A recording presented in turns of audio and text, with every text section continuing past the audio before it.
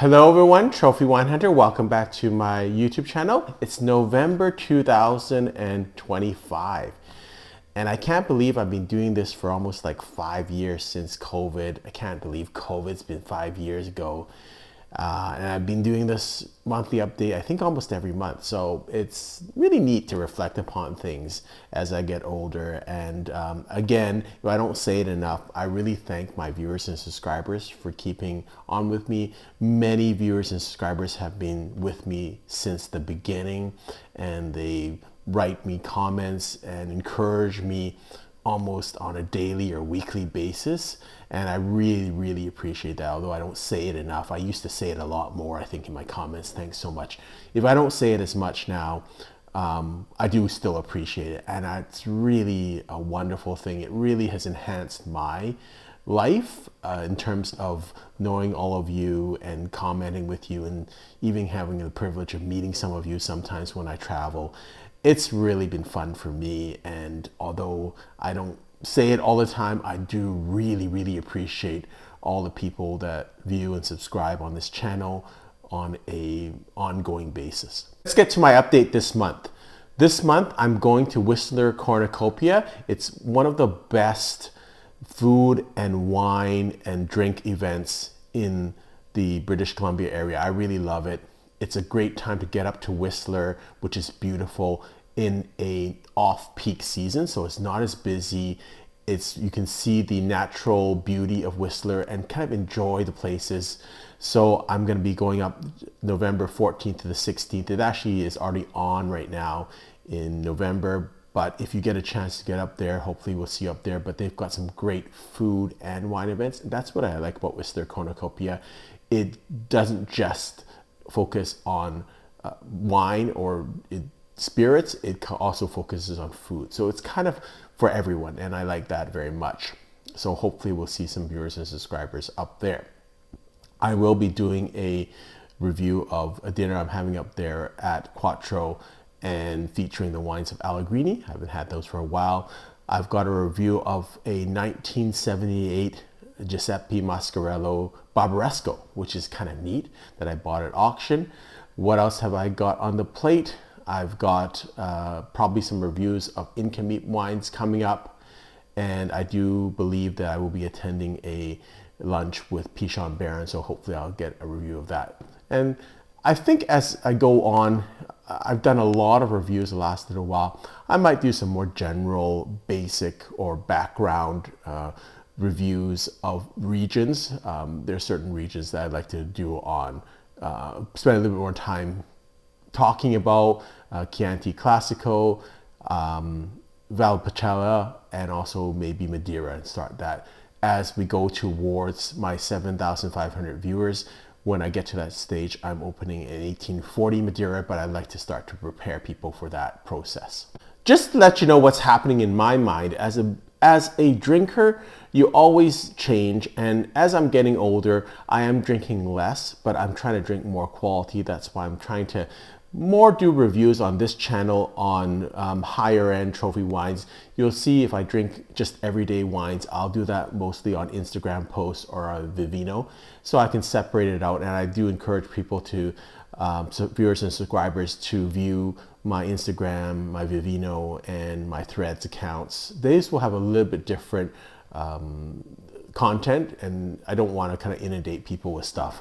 But if you want a lot of reviews, then you'll get a lot more reviews with my Instagram account and my Vivino account. So each month I try to talk a little bit about wine. And recently what I've thought about is, people are very nice when they comment on my videos. Wow, this is great trophy. These are great wines. But I get the sense that they're really happy for me, and I really enjoy that.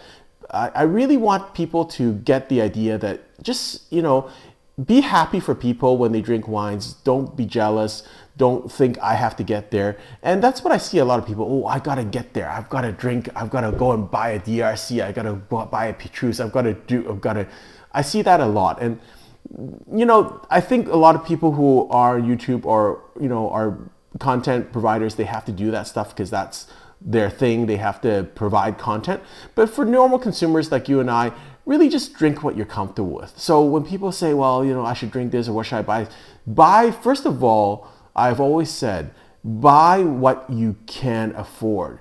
Wine is a luxury and a discretionary spend. There's lots of things in life you need to take care of. You need to take care of your family. You need to take care of yourself. You need to take care of your health. You need to work diligently in your job. Those are more important things. Wine, unless it's your job, is a discretion and it's a luxury and it's a hobby. But let's not pull that hobby into your main focus. And I'm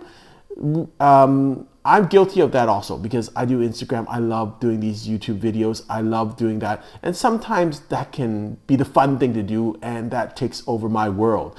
When I really have really important things to do, namely taking care of my family, doing things around the house, real life things that assist people. And so I just want people to pick that in context. Wine is a luxury. Don't let it overcome you, just like any other hobby that you may have.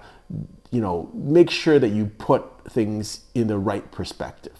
And when we drink wines, I generally don't focus too much on price. Wow, this is $5,000 wine. This is $10,000 wines. I focus on the quality of the wine and the story. And really, that's really what people should focus on. Don't focus on scores. Don't focus on price. Don't focus on labels. Although it's ironic, I'm called a trophy wine hunter. And that's the irony of my name. I think it's really important to people to drink at the level they're comfortable with. So when you're starting out, drink wines. And I'm happy that you kind of view my channel and look at the base exteriors and even look at some of the trophy wines I drink and say, wow, I hope that encourages you to do that in the future. But I'm not telling people to go out and spend their whole paycheck to drink the same wine that I did. But that will come. And it's a process. Mine was a process almost 30 years now. I've started drinking when I was 1999. So I've been through all this, and it's taken a while to get to this level. And also, I've worked for a long time. So again, it's taken me a while to get to an income level where I can actually afford some of these wines. And I'm so lucky to meet some wonderful people that have been able to share wines. That takes time. That doesn't come overnight. And I really encourage people not to rush the process. The fun in the is the process, not the actual drinking of the wine. If your first wine is DRC and Petrus, great for you. But probably you're not going to get the full experience of it if you haven't had other Pomerol wines and you haven't worked up to it. It's maybe a thing that you want to achieve in the future, but it's not necessarily a goal by itself right now. And so I really, really encourage people when they watch my videos, great, have fun, treat them as entertainment. Hopefully you take some knowledge on it. And if when you have a chance to drink that wine, or someone gifts you a great bottle of wine, hopefully these will be helpful. But I'm not saying to people, hey, go and drink them tomorrow if you don't have the means. Just kind of drink within your means. Don't be jealous of other people. Be content with what you are at and be comfortable with where you're at. When people tell me, hey, I love BC wines, or I like $15, $20 wines, good with them. That's their level, and they're enjoying it. And maybe they're happier than me because they really enjoy those wines. Maybe I drink so much wines that I forget the value of wines and I get spoiled. So I don't really think we should be judging people. I think whenever you have a wine and you enjoy it, don't feel bad about it. Don't let anyone make you feel bad about it. Don't let anyone rush you through the process. And I think that is one of the concerns when we have so much social media nowadays. You see people like myself and other YouTubers and social content creators drinking all these spectacular wines. You're thinking, well, maybe I'm behind the things. No, we're content creators. We're a specialized bunch, and so it's not for everyone. And just go at your own pace. Treat these videos as entertainment or hopefully some knowledge. But don't think that you have to emulate everything that we do, because again, it's a process. It's a 30-year process where I've got to this stage, and I really, really want people to focus on just the process and not the actual drinking of that label or the trophy wine. The other thing I really encourage people to do is drink up to that level. So build up to that level. Wines like Petrus, DRC, La Pin, Screaming Eagle, these are really, really iconic wines. And I've had the pleasure of being able to drink all of these wines, but I don't lose sight of how special it is. It's not every day that I get to drink a Petrus. I drink probably more Petrus than lots of people. I'm so fortunate about that, but it's not an everyday occurrence. And for some people, it's a once in a lifetime occurrence. So when you're looking at that, don't rush the process. So for instance, drink Pomerol. Drink a lot of Pomerol, drink entry-level Pomerol, then go a little bit higher, and then build up the process. Because then I think you do appreciate the wine a little bit more. If that's the first wine, and that's the mistake I see a lot of people, they kind of jump levels. So if you're kind of a mid-tier drinker, drink in that mid-tier and come through and then kind of level up. And that's how I went. I kind of started off with very entry levels.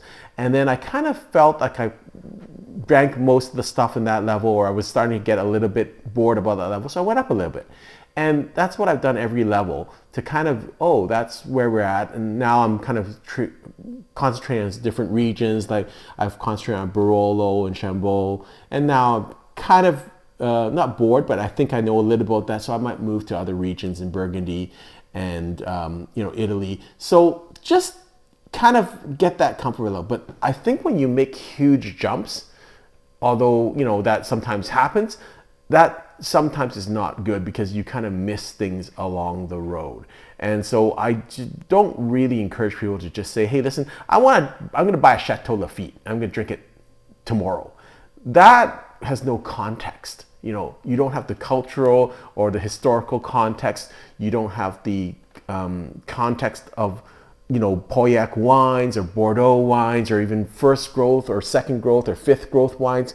So I think that can sometimes be a mistake. And I do see that mistake many times. People are kind of drinking up to such a high level that they're not really know what it's supposed to be like. And it's interesting because you can see their process. I'm the same way with some other regions, like for instance, Spain, and I don't know that much about it, and maybe Côte de Beaune, I don't know much about it. So you'll see me go through that process. But even when I go through that process, I try to tell viewers, hey, listen, we're gonna focus on this so you can see me learning through the process. Just a one-off doesn't really, I think, build to your knowledge. So I do encourage people to kind of take your time. That's really the focus of this video, to let people know, just be content with where you are, feel good about what you're drinking, and don't worry about what other people are drinking. Don't worry about, and anyone that makes you feel not good about drinking, don't drink with them. That's kind of my rule of thumb. I try to drink with people I really enjoy, that I have fun with, and if that's not fun, it doesn't really matter how sophisticated a drinker they are or what wines they drink.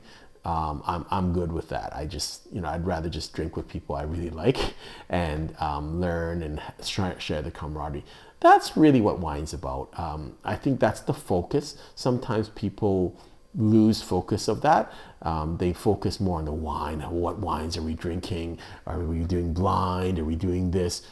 That's important if you are in the industry and that's your job. But as consumers, I think the more important thing is, if I count on the night, did I have a great time? That to me is the more important question. Of course, it's nice if we have great wines, but I'd much rather have great company and a really nice night and decent wines than spectacular wines where I hated everyone at the table and everyone I thought was just not very nice people and was taking everything way out of context. That to me is not a fun event. Now I do understand there are some structured tastings, there's some trade tastings where it's not supposed to be fun, it's more just educational. I understand that, but in the context of a dinner or when you're getting together with people, I think the main focus should be did I have fun? Did I like the people? Not were the wines highly rated, or did people bring really expensive wines? That to me is not really the focus. So hopefully, I just want to give people context. Gone on and on. So the rest of this video will be what's available in BC liquor stores. We're back in BC.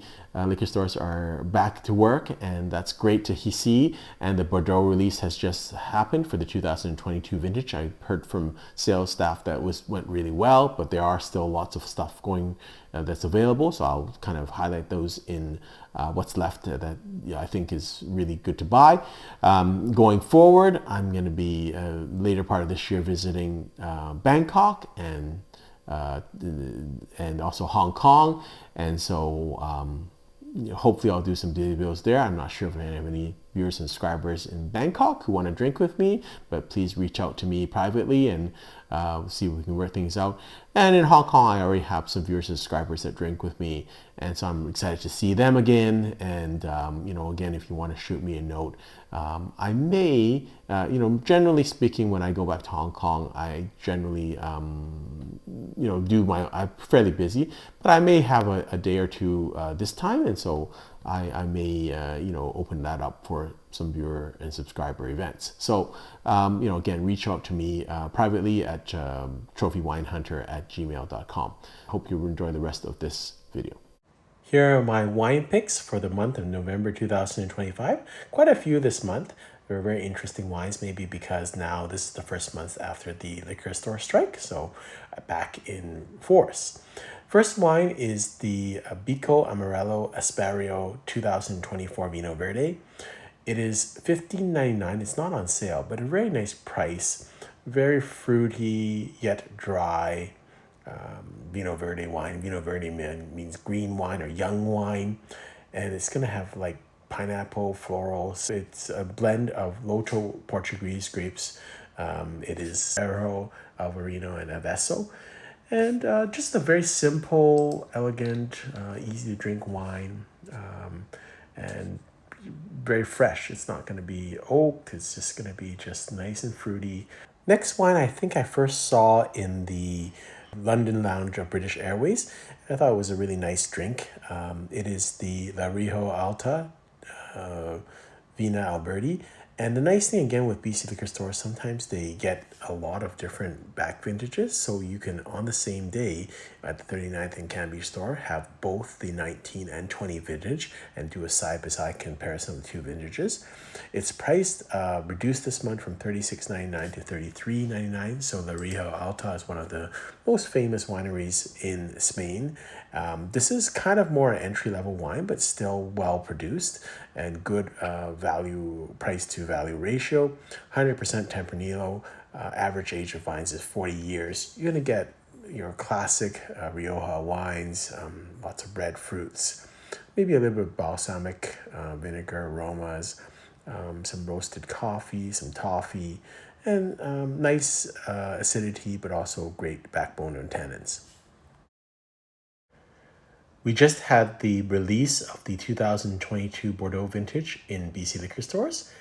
And there's still quite a bit of wine that's left that's very attractive, especially for people that haven't really collected or beginners to Bordeaux.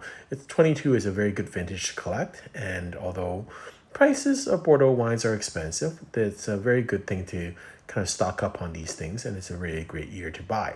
Margaux is a great region to buy, and the other thing with BC liquor stores, a lot of the signature stores have tasting bars, and they have some Bordeaux that you can taste. This is at the Brickhouse branch in Richmond, and they have Chateau d'Izan that you can taste, and I was able to taste that, really enjoyed it, and that at least you can taste that before you actually buy. I thought it was a really good, nice, good fruit, dark fruits, black currants, lots of body, lots of good tannins, but very balanced. So I think that's all you can ask for a young Bordeaux wine. But I think it is going to be a really good wine. It's really rated highly by everyone, by James Suckling, by Wine Spectator, everyone. I think it was actually the #1 wine of James Suckling's top 100 in 2025. So really good wine to get. This is another example of an instant vertical that you can get. I don't think there's that many places in the world where you can get an instant vertical in sometimes the same liquor store for not that much of a price. So, for instance, in this situation, this is the 2021 Chateau de Seine, which I found at the 39th and Canby liquor store. This is for $150. The 2022 is $175. But I think you can also find a 2020 vintage. So you could potentially get three different vintages of Chateau de Seine all in one day for under $500 and have an instant vertical and really nice way to kind of experience the different vintages and different tastes of Chateau de Seine. This is another great producer, Cunei, from the Rioja region, and this is their Grand Reserva Imperial. It's 2017. I'm not too much for actual the vintages here because there's Cunei Imperial's Grand Reserva is always great. I think one year it was the Wine Spectator Wine of the Year. This wine, I think, is the 98 points Wine Spectator. It's gonna give you lots of good structure, black fruit, spices, maybe some graphite, some pepper. So I really like this winery, and as you can see, I choose a lot of wineries that I have a quite a long history. I like to see a long history of excellence, and Cunei is one of these wineries, and this is one of their flagship wines. This is a really interesting pairing that you can again get at the same liquor store at one time. This is Argiano's wines, their entry level Brunello and their flagship Brunello. It is right now in its kind of peak season, like it's really going and rising. I think it was last year or the previous year in the number one wine and wine spectators magazine. It's already gone up about $7 in liquor stores. It's going to continue to go up. I can just tell you this wine, I mean, you can continue to not trust it, but this wine's quality is exceptional. They've got everything going right, and for the next 5 or 6 years, the price will continue to increase like Produttori de Barbaresco's wines did. They have an interesting product which I haven't actually seen before in liquor stores. This is their Villa del Suola. So I guess this must be a single vintage vineyard site. That's my guess. $324, a little bit more expensive, 98 point Wine Spectator. But I love the idea that you can compare a really, really exceptional wine and then their flagship wine, which is probably even more intense or as more care has been put into this. Both Brunellos, and I think it's just a nice chance to drink and compare. I will be up in Whistler, Cornucopia, doing a dinner at Quattro Whistler featuring the wines of Allegrini. So this reminded me of this wine, the Allegrini Palazzo della Terra, which is actually a really nice drinking wine. I believe this is the 2022 vintage, priced at $29.99. Very affordable, and it doesn't meet, it's an IGT wine from Verona. It doesn't meet the specific DOC and DOCG classification criteria for Valpolicella, but it's still made with very predominantly the same grapes that are made in that are put into Valpolicella wines. But it's really neat drinking wine. It's kind of popping open, but it's delicious. It's got a lot of flavor, got a lot of fruit, good body, lots of alcohol. So really good value wine that's year after year very consistent. I saw these wines and I don't recognize them or don't see them before in liquor stores, so it's kind of neat to have these Verdicchio wines from the Marche region. It's Sattarelli, so they have two. They have their Classico or their entry level for $23.99, and then they have a bit more like their Reserva for $28.99. So it's a Santarelli Classico. The region is Castelli di Jesi in central Italy. And again, it's Verdicchio wines, which are going to be light-bodied, a little bit oily, very citrusy. Really nice drink. It's easy to drink. It's just going to be very fresh, kind of like Vino Verde, but just a really easy drink. Popping open, not really that difficult to understand. So I like that. And then the second one they have is Tralavio wine, which is a little bit, I would say, more carefully selected grapes from older vineyard sites. That's why it's going to be a little bit more expensive. But again, it's just a nice compare and contrast. And this would be considered like, you know, your entry level and a little bit more premium Verdecchio. So it'd be neat to try together. Going back to the 2022 release, this is Candinet Brown, which is a Margaux wine, third growth. Very reasonably priced. There's a lot of good products still available. So this is at $135. Again, it's one of these wines where you could get multiple vintage. I see on the BC Liquor website that you can still get 2021 and 2020 vintage of the same wine for $135. So that'd be 3 bottles for about $400. You could taste them with 3 or 6 friends and really understand the wine from 3 very different vintages. The 20 is a good vintage. 21 was probably a softer vintage. 22 is a great vintage and a hot vintage. So it'd be just neat to compare and contrast. And you can do this with multiple Bordeaux wines available at BC liquor stores. Next wine is Penfolds Bin 128, 2021. And a lot of people say, oh, come on, Trophy. Can you get just more original here? Why are you recommending Penfolds? Well, Penfolds is good. Not every Penfolds wine is excellent. Not every vintage is excellent. But when you do get a vintage that's very good and you get a reduction in price, in this situation, it's reduced from $54.99 to $49.99, you should take advantage of it. You shouldn't shy away from names that are common as long as they produce really good quality wines. And that's what happens with Penfolds. Again, not every year is exceptional. Not every one of their bottles are exceptional. But in this year, 2021, they made a great 128. This is a great Shiraz. It's a great staple for any beginner seller because it's a really affordable wine that's really of great quality and a great representation of Australian Shiraz. This is another wine that I always recommend whenever you can find it. It's really well priced. It's always good, very ageable, and an exceptional example of Australian Riesling, which is not usually that people think of Australian Riesling. That's not usually a combination they think of. So this is Pusey Vale, 2024 Riesling from Eden Valley, cool climate, but a beautiful Riesling.